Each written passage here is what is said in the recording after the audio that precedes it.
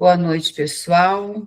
Vamos dar continuidade à leitura do Transição Planetária e já chegamos no capítulo 19, página 207. Preparação para o Armagedon espiritual. Havíamos recolhido precioso material para demoradas reflexões em torno do milagre da vida, nem sempre valorizada pelas criaturas humanas, quando distante da fé religiosa, dos valores éticos e morais, dos compromissos com a realidade existencial.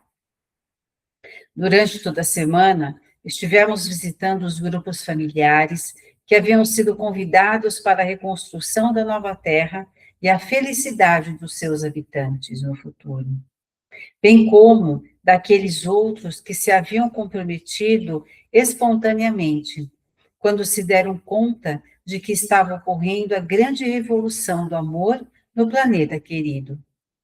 Voltamos aos lares de Hermenegildo e Rosalinda, de Alonso e Eunice, e noutros mais, onde estivéramos, nos quais os processos de reencarnações vitoriosas desenvolviam-se conforme esperado.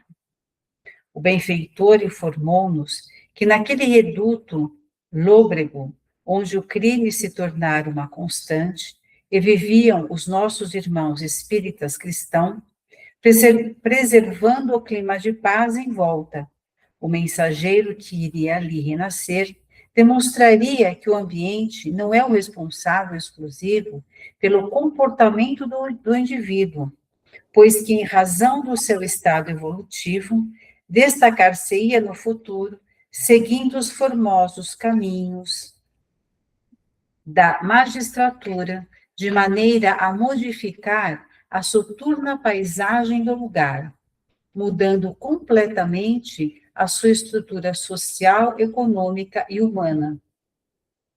Por outro lado, o filhinho de Alonso e Eunice deveria dedicar-se às ciências médicas, de modo a mais humanizar essa doutrina, que vem sofrendo grande desrespeito por parte de alguns dos seus membros, que se olvidam do juramento de Hipócrates, para dela fazer uma indústria lucrativa em detrimento das vidas que se estiolam em abandono, longe de qualquer sentimento de compaixão. E aqui fica claro que as pessoas, independente de onde elas nascem, do poder aquisitivo o qual elas pertençam, não está ligado à moralidade, né? Aqui ficou muito claro que estes seres de alta hierarquia, frequência energética, vibracional, eles vão encarnar em um local extremamente pobre e muito perigoso, e vão mostrar que o meio que eles vão viver não vai degradá-los, porque tantos existem assim, que são vistos como preconceito, porque onde moram,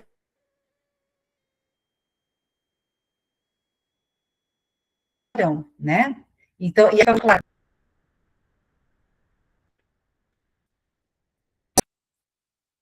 Tá gravando meu vídeo?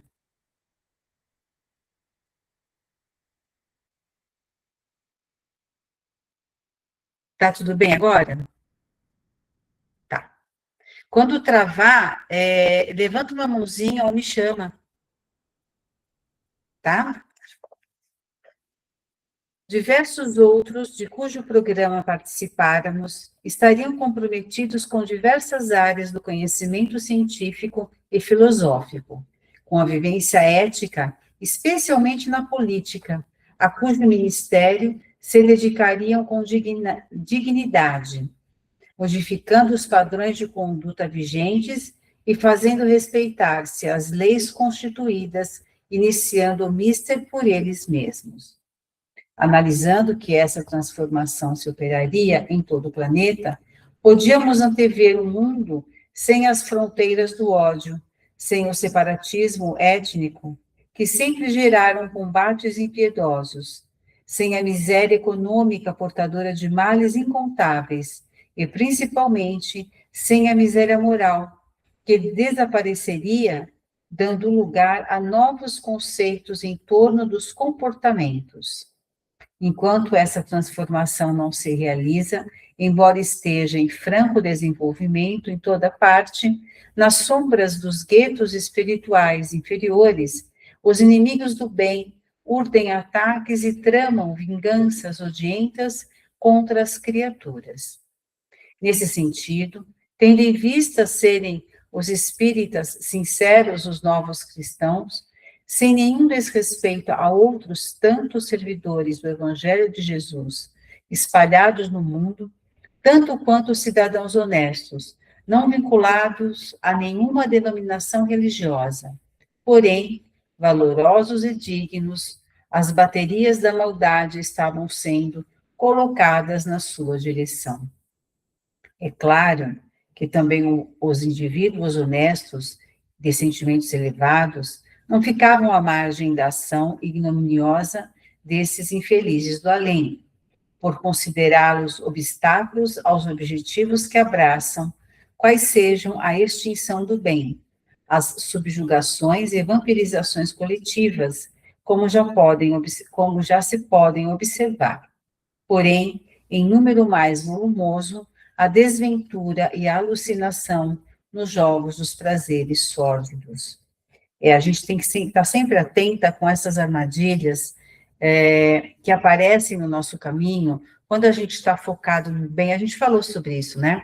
Quando a gente está focado no bem, numa ação que vai trazer o benefício para o outro e de certa forma, para nós, os obsessores das trevas logo se manifestam, né? Opa, tem uma luzinha ali, vamos apagar aquela luz, vamos colocar uma questão lá no caminho, um empecilho, um problema, vamos gerar uma fofoca, né? Vamos colocar no centro de uma situação onde a pessoa se sente menosprezada, e por aí vai. É só a gente olhar um pouquinho dentro do nosso redor, dentro do nosso cotidiano, quantas vezes nos pegamos pensando de forma contrária do bem da caridade, porque em algum momento falaram mal da gente, ou porque nos traíram, ou porque fizeram coisas nas nossas costas que prejudicaram. Tudo isso são armadilhas, para que a gente caia baixo padrão vibratório, né? Com certeza, embora as armadilhas perversas e as perseguições inclementes, ninguém que se encontre desamparado à mercê do mal, exceto quando se permite espontaneamente a vinculação com essas forças ignóbeis. Deter-nos-emos, especialmente, na área do movimento espírita comprometido com Jesus e sua doutrina, alvo primordial de determinados grupos da grei autodenominada como mal. Acercando-se dos médiuns e vigilantes, vem inspirando-os a comportamentos incompatíveis com as recomendações do Mestre Jesus e dos espíritos superiores através da codificação kardeciana, estimulando-os a espetáculos em que a mediunidade fica ridicularizada, como se fosse um adorno para exaltar o seu possuidor. Concomitantemente, fomentando paixões servis nos trabalhadores afeiçoados ao socorro espiritual nas reuniões mediúnicas, fazendo-os crer que estão reencontrando seres queridos de outras existências, que agora lhes perturbam os lares e facilitam convivências adulterinas em flagrante desrespeito aos códigos morais e aos do dever da família, fascinação, subjugação, que se iniciam discretamente e roubam o discernimento de muitos.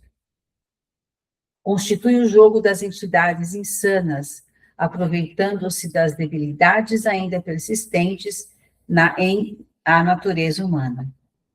É aqui o que eu acabei de colocar, né? A gente baixa um pouquinho o padrão, porque pegou no nosso calcanhar de Aquiles, e aí eles vêm e se aproveitam. Opa, mais uma para minha horda. Mas se vocês perceberem como a gente está atenta, pode até acontecer isso. A gente pode até baixar o padrão, entrar em confusão. Mas no momento que a gente percebe envolvida com isso, a gente já... Não, eu vou retomar minha oração, meu passe, vou na igreja, vou no centro, né? a gente já tem um caminho para ser reparado e não fica lá naquela sarjeta à mercê dessas entidades negativas. Então, tudo é estarmos atentos e não abrimos mãos de nossas orações. E nunca nos sentirmos indignos por termos caído, por termos facilitado essa entrada, porque às vezes tem muito trabalhador espírita que se sente indigno e se afasta porque acha que errou. E tem vergonha de pedir ajuda, tem vergonha de dizer, eu incorri numa situação errada e eu acabei sendo joguete, agora eu não sei o que fazer, me ajudem, né? A importância também de ter a humildade para pedir ajuda, né? Querem comentar alguma coisa sobre isso? Não? Então vamos seguir. Além dessas ações nefastas, trabalham pela desunião dos companheiros de lide espiritual, pela maledicência e calúnias bem divulgadas, como se estivessem trabalhando para senhores diferentes e não para aquele que deu a vida em demonstração insuperável de amor e de compaixão por todos nós. Em determinadas situações, desencadeiam enfermidades de diagnose difícil, deve ser diagnóstico, né? Ocultando a sua interferência nos organismos debilitados e carentes de energias, levando ao fosso do desânimo pessoas afeiçoadas ao dever e comprometidas com a fraternidade legítima. Na área da caridade, movimentam os discutidores que perdem o tempo entre os conceitos de paternalismo e de promoção social, olvidados do socorro que normalmente chega tarde, quando se aplicam as horas em ociosidade mental e divagação intelectual. O Armagedon bíblico do Apocalipse de João e das tradições judaico-cristãs não se restringe apenas à estreita faixa do Vale do Megido, ou do monte do mesmo nome, quando os exércitos de todas as nações se reuniriam para a batalha final. Todo o planeta hoje pode ser denominado como o Vale de Josafá, onde já travam as batalhas de extermínio, em que o Senhor de misericórdia será o vencedor das imposturas e da perversidade. Legiões de dedicados missionários do bem movimentam-se em toda parte, de forma a atenuar as consequências das imprevidências de uns, do desespero de outros, e na seara espírita as advertências dos mentores são contínuas, não as entendendo aqueles que se encontram surdos para a verdade, distraídos para a renovação moral intransferível, volúveis ao compromisso assumido, porque autofascinados tornam-se modernos narcisos. Oportunamente, Dr. Silva informou-nos que estava sendo programado o encontro com um antigo rabino judeu, vitimado nos já referidos terríveis dias do fim do século XV, na Espanha, quando da expulsão dos não católicos daquela terra. Já conhecíamos a sociedade espírita, onde deveria ocorrer a atividade do nosso benfeitor, com o convidado espiritual Eliashim Ben Sadoc, que comandava expressivo bando de assaltantes desencarnados, ora dedicados à campanha de extermínio dos discípulos da terceira revelação judaico-cristã. Para que lográssemos o êxito desejado, os mentores em nossa esfera de ação fora da Terra delinearam como se daria o encontro para o qual nós deveríamos preparar espiritualmente. Predispostos ao labor e confiando na divina misericórdia, dirigimos-nos ao núcleo espírita, onde tivemos oportunidades anteriores de estagiar.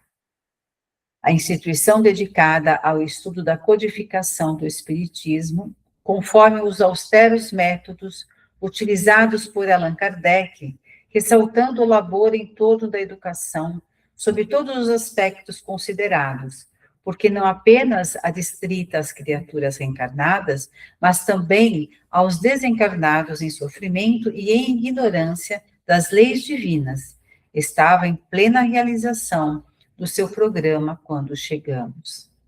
As salas de estudos e de socorro fluidoterapêutico encontravam-se repletas de trabalhadores sérios e de necessitados de ambos os planos da vida.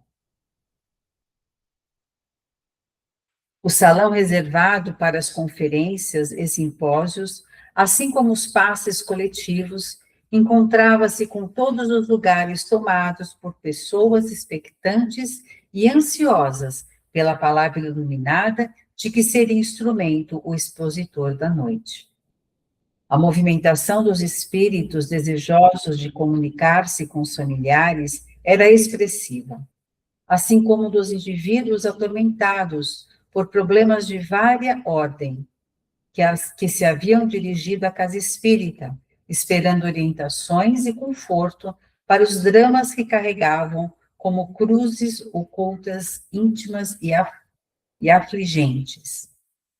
Quando o encarregado da palestra chegou, pudemos notar a alegria sincera que se desenhou em muitos rostos. Pessoas que se encontravam contraídas aliviaram as marcas da aflição, exteriorizaram vibrações de simpatia que passaram a envolver o trabalhador de Jesus. De imediato, ele se deteve numa e noutra fila, saudando os amigos e os visitantes, de modo que todos tivessem oportunidade de receber-lhe o benefício das energias que também externava. Acompanhámo-lo de perto e escutamos as solicitações enunciadas e as silenciosas de grande número de presentes, confiando na inspiração que eu tomaria e nas bênçãos que iriam recolher durante a mensagem de que se faria portador. A gente lembra aqui, quando a gente abre os trabalhos,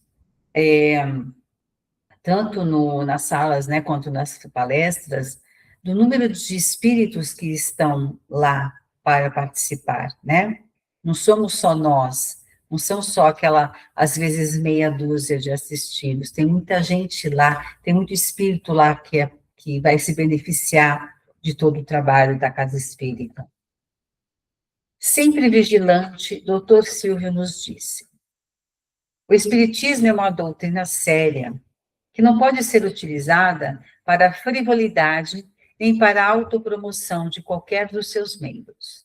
Representando o Consolador que Jesus prometeu, embora seja uma formosa mensagem, portadora de alegrias, não se comporta como espetáculo hilariante para divertimento dos frívolos.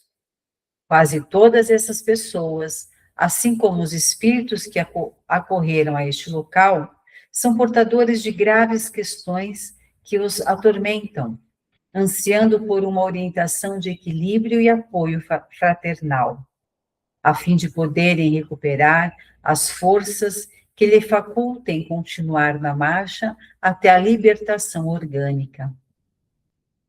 Familiares angustiados pela desencarnação de seres queridos, enfermos de diversas patologias, incluindo severas obsessões, anelam por diretrizes de saúde e de paz, vitimados por injunções socioeconômicas e de comportamento social. Necessitam de bondade e auxílio para não tombar no fosso das depressões graves ou enlouquecerem de agonia ante as incertezas que os atormentam.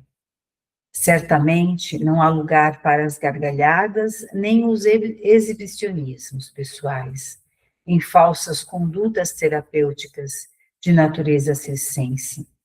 Ninguém mais feliz do que Jesus, no entanto, jamais alguém se lhe equiparasse na seriedade com que sempre tratou das questões pertinentes ao reino dos céus. Aqui ele traz algo que a gente já sabe, né? A importância da seriedade deste trabalho, Devemos sempre atender as pessoas com um sorriso, com uma gentileza, com um abraço às vezes, com boa noite, com atenção, mas não com a impetuosidade, né? Com a alegria de estar servindo, colocando-nos no mesmo patamar, nunca acima, porque às vezes as pessoas que nos buscam se sentem menores que a gente, achando que somos mais. E tem pessoas que se colocam desta forma. E aí a gente acaba inibindo aquele que for nos buscar para auxílio de se constrangerem. Eles se constrangem, né? Pontualmente, à hora estabelecida, em respeito aos compromissos de todos, o diretor da casa deu início à reunião de estudos, convocando os presentes à oração gratulatória e solicitando inspiração para os labores da noite. Olha aqui a importância de nós começarmos exatamente na hora que combinamos, porque a espiritualidade já está lá nos aguardando, né? À medida que falava com unção, foi aureolado por delicada luminosidade que dele mesmo se expandia. Em seguida, passou a palavra ao responsável pela dissertação da noite, que abordou a parábola do filho pródigo, lendo com cuidado o texto e, de imediato, interpretando-a em termos compatíveis com os conhecimentos atuais da psicologia, da filosofia, da ética, da sociologia e, especialmente, do espiritismo. Olha a importância de nós termos conhecimento amplo. Esta parábola, ela foi interpretada dentro destas questões, né? Psicologia, filosofia, da ética, sociologia e do espiritismo. Então, a importância da gente expandir conhecimento, buscar informação. Novos ângulos foram abordados, sutilezas ocultas nas lições foram expostas. Atualizações dos ensinamentos tiveram seu momento de apresentação. Tudo isso numa linguagem escorreita, em tons coloquiais, levando os ouvintes atentos a reflexões interiorizadas, que os iriam auxiliar a entender o significado profundo da mensagem de Jesus. Entremeando a dissertação com observações joviais, vez que outra, numa metodologia pedagógica saudável, que não diminuía a gravidade do conteúdo, inspirado por nobre estudioso do nosso plano, a todos nos sensibilizou com a palavra enobreciba e carinhosa. Ao terminar, a psicosfera ambiente era de paz, abrindo espaço para a aplicação coletiva dos passes, quando os médiuns dedicados ao Mister tomaram suas posições em diferentes lugares, iniciando-se as vibrações que canalizaram para todos os presentes as energias revigorantes que os sensitivos absorviam e distribuíam, iluminando todo o amplo espaço. Familiares desencarnados acercaram-se dos seus afetos e os inspiraram, enquanto esses oravam afervorados. E ao término, após a prece de encerramento, todos saíram dominados por inefável bem-estar e renovados interiormente para os enfrentamentos da evolução.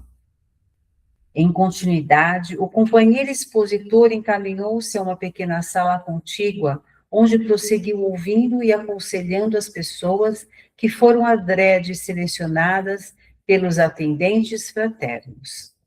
Sempre acompanhado por abnegados mensageiros do nosso plano, sob a orientação do seu mentor, ofereceu o pábulo alimentício da palavra do Evangelho, com os esclarecimentos espíritas em torno dos problemas de cada um, enquanto os benfeitores espirituais se encarregavam de anotar o endereço de cada paciente, a fim de prosseguirem auxiliando-o com os recursos de que são portadores. Eu estou lendo aqui, eu estou fazendo a conexão lá com a casa, com o trabalho que a gente faz, né? Todo esse sentimento, todo esse auxílio, toda essa energia que a gente emana, essa força que a gente sente quando a gente está na palestra, quando a gente está dando passe, é uma coisa que parece, você se sente fora do seu normal, né, do seu cotidiano, você se integra numa ação, e sente com muita certeza toda a estrutura que está formada ao nosso redor, onde nós fazemos parte, né? A ordem, a disciplina e o asseio da instituição faziam-se presentes em toda parte, demonstrando que o serviço do bem não deve ser feito de improviso, de qualquer maneira, merecendo o respeito que se dedica a todas as questões relevantes. Depois de algumas horas de atendimento, o companheiro dirigiu-se ao lar, desculpa, com alguns amigos que o acompanhavam no Mister, enquanto ficamos participando das atividades que prosseguiam em nossa esfera de ação. Embora as instalações fossem encerradas no plano físico, palestras espíritas sucederam-se no salão e nos outros setores. Espíritos afervorados ao dever continuaram em atendimento às necessidades de toda a ordem. Ou seja, nós terminamos o nosso trabalho, fechamos a nossa sala, vamos para as nossas casas, e o centro espírita ainda está funcionando, né? Olha que interessante isso. O trabalho é a tônica de manutenção do equilíbrio em todo lugar. Só um adendo, uma pausa. Então, eu imagino que toda energia que nós despendemos e deixamos lá, energia de caridade, de atenção, de humildade, de foco, toda essa egrégora de luz que a gente desencadeou de nós, ficou impregnada, auxiliando a que eles pudessem dar continuidade ao trabalho, né? O trabalho é a tônica de manutenção do equilíbrio em todo lugar. O repouso é uma necessidade orgânica. No entanto, quando se busca demasiado descanso, foge-se ao dever sob falsos pretextos. Porquanto mudança de atividade, despertando novos estímulos emocionais, também funciona como renovação de energias. A noite avançava, quando chegaram os trabalhadores especializados no tipo de reunião que logo mais teria lugar. Na sala mediúnica, especialmente reservada aos atendimentos de desobsessão, a movimentação dos espíritos dedicados ao mister era significativa.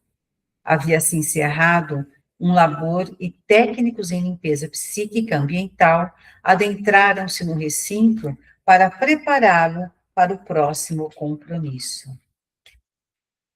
Fantástico, né?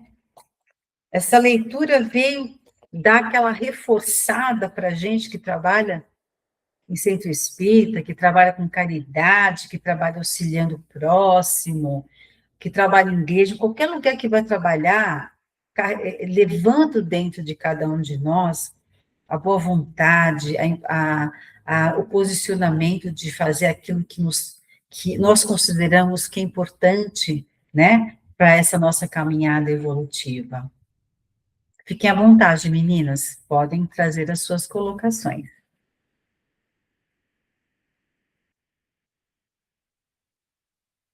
A única coisa também que me ocorreu, claro que eu também lembrei lá da casa, dos trabalhos, é realmente a responsabilidade do palestrante, a gama de conhecimentos que tem que levar, uma didática para ter ordem, para poder passar e ter clareza, né, no que está expondo, e para as pessoas lá ficarem mesmo refletindo tudo no dia a dia e sair Uhum. de lá não só com a impressão boa, mas também refletindo durante a semana em suas atitudes, né?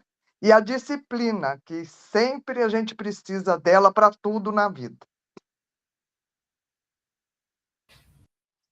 Perfeito. E também dentro das salas, né, antes de começar os trabalhos, a chegada, aquela coisa de você já entrar no clima da energia da casa, a espiritualidade já está lá. Já fazer a corrente com eles, né? Assim que você entrou, Exato. porque já começa antes, a gente que trabalha, sabe, sente, percebe, né?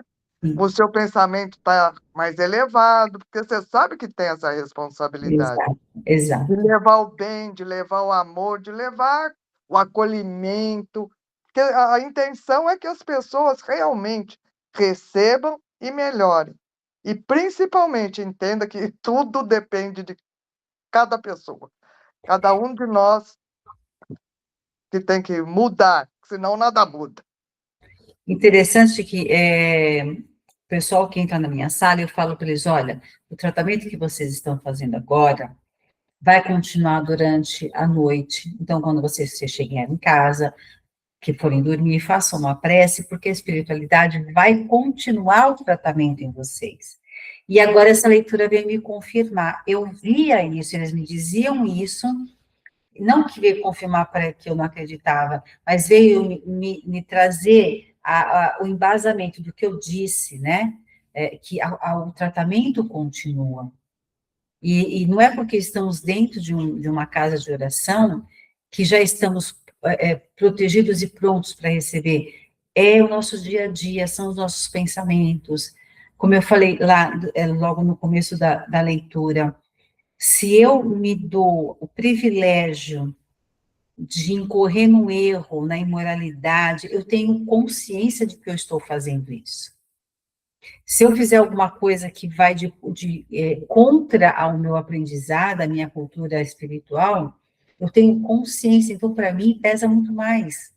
E aí eu realmente vou atrair uma energia muito baixa e eles vão me utilizar porque eles sabem da minha consciência, eles sabem que eu vou me cobrar muito, e essa cobrança que a gente vai fazer intensamente, eles se alimentam dessa energia.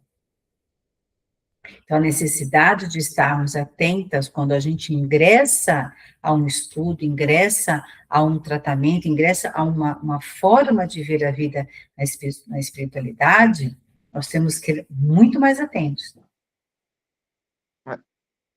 Você precisa sair, né, Leo? Tá. Gente, obrigada, boa Obrigada noite, a você. até a próxima. Beijo, até. Tchau. Boa noite. Suzy e Ângela, querem falar alguma coisa a respeito?